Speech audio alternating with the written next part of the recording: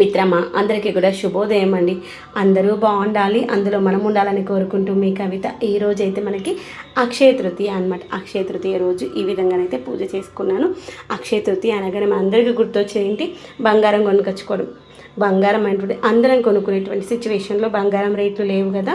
కాబట్టి ఈరోజు మనము ఆ యొక్క లక్ష్మీదేవికి ఇష్టమైనటువంటి ఏదో ఒక ఐటెం కొనుక్కొచ్చుకోవచ్చు. బంగారమే కొనుక్కొచ్చుకోవాల్సిన అవసరం లేదు. అందుకోసమని నేనైతే ఈరోజు ఉప్పు అనేటువంటి మనకు సముద్రంలో నుండి వచ్చింది. అంటే అమ్మవారు కూడా సముద్రం నుండి వచ్చిన వాళ్ళు కదా. అంటే సముద్రం నుండి వచ్చినటువంటి ఉప్పు కావచ్చు, గవ్వలు కావచ్చు, లేదు అంటే మనకేంటి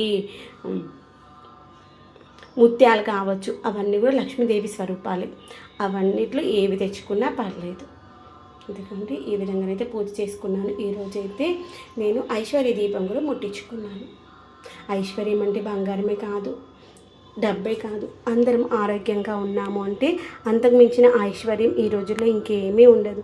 అమ్మ అందరము బాగుండాలి, ఆరోగ్యంగా ఉండాలి, ఎలాంటి ఆరోగ్య సమస్యలు రాకుండా ఉండాలని అమ్మవారిని మనస్ఫూర్తిగా కోరుకుంటూ హారతి ఇచ్చేసి పూజనైతే చేసేసుకున్నాను.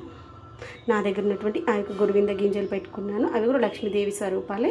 అవి పెట్టేసుకున్నాను, ఉప్పు పెట్టేసుకున్నాను. ప్రసాదంగా జామకాయ, చక్కెర పెట్టుకున్నాను.